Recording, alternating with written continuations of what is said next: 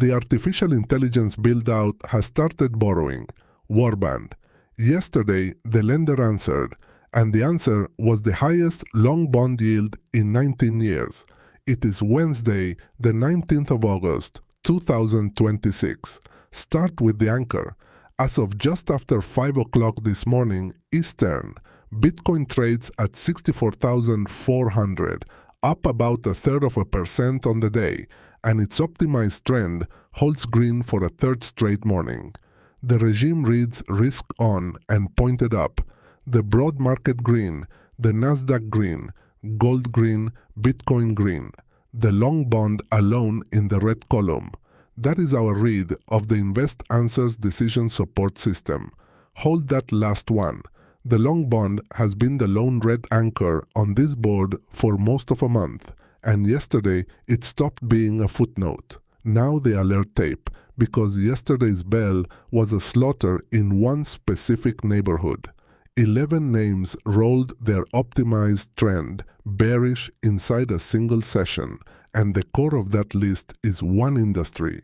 At the 4 o'clock bell, ARM, Qualcomm, Synopsys, and Constellation Energy.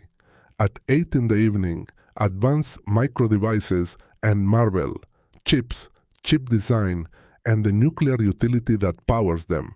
The artificial intelligence complex rolled over as one, and one more name flipped red in that same 4 o'clock minute. Clean Spark, the Bitcoin miner. Monday morning, I told you Clean Spark's trend had flipped green. 32 hours later, it was red again.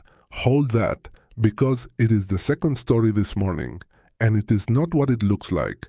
Bitcoin itself printed mean reversion overbought at 4 o'clock this morning, Eastern, 1 hour ago, 2 days after its trend turned up. Stretched, not broken. That signal measures distance from rest. It has never once claimed to know direction, now to the bond, because this is the one that reprices everything else you own. The 30-year Treasury yield topped 5.33% yesterday, highest since 2007, 19 years. The 10-year pushed to roughly 4.7, the highest since early last year, and the dollar did not follow it up. The dollar index sits near 99.5, a 2-month low. Read those two together, because most desks will not bother. When yields rise and the currency rises with them, that is a market rewarding tighter policy. When yields rise and the currency falls, that is a market demanding to be paid more to hold the paper at all. One of those is strength. The other is a risk premium on the issuer. We got the second one. So who is issuing all this debt? Bloomberg named it directly. Heavy artificial intelligence-linked corporate issuance, meeting thin August liquidity. And 2 days ago, that got a number. On the 17th, NVIDIA said it will backstop up to $105 billion of financing and guarantees for OpenAI's new campus in Pike County, Ohio. 4.25 gigawatts of compute in the first phase, with an option to take it to roughly 8, a 20-year lease. NVIDIA is also putting $1.5 billion of its own equity into the power developer building it.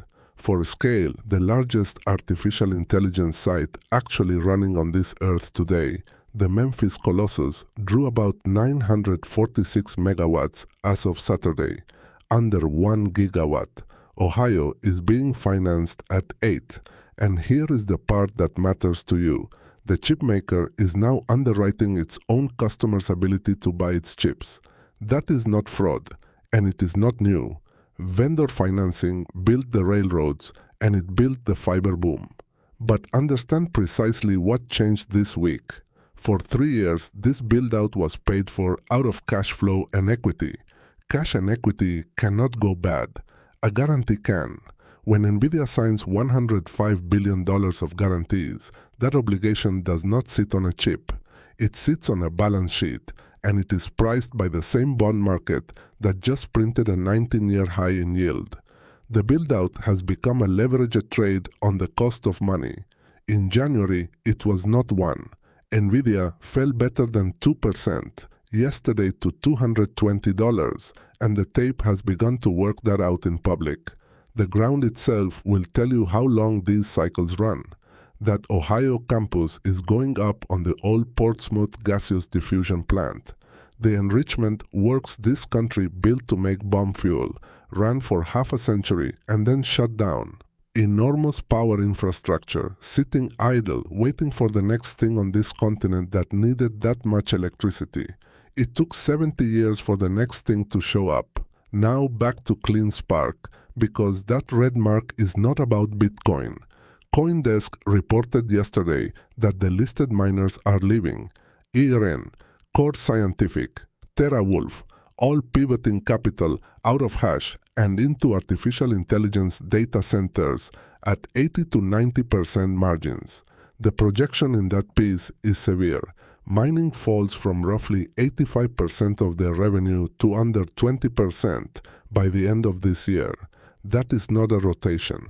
That is an industry changing what it sells, which is exactly why Clean Spark flipped red in the same minute as ARM and Qualcomm and a nuclear utility, and why Bitcoin did not flip with it. The market has stopped pricing these companies as Bitcoin proxies. It prices them as artificial intelligence infrastructure now, and yesterday it sold artificial intelligence infrastructure. So answer the question the bears will hand you this week. If the miners defect, who secures the chain? The answer is arithmetic, and it is the most underrated line of code in this asset. Every 2 weeks, the network measures how fast blocks are arriving and resets the difficulty to bring them back to 10 minutes. Miners leave, difficulty falls, and the ones who stay earn more per unit of work, which pulls capacity back in. Miners flood in, difficulty rises, margins compress. The protocol does not need any particular miner. It does not need any particular country, any particular chip, or any particular price of electricity. It has never once required a specific company to survive. Nothing else on your screen has that property. Every other asset you hold needs somebody to keep showing up. I live, I burn, I love, I slay, and I'm content. The chain is built the same way. It does not require your enthusiasm, and it does not require clean sparks. 2 more marks, and then the day ahead. The money came back to Bitcoin yesterday. American spot funds took in $297.5 million on the 18th.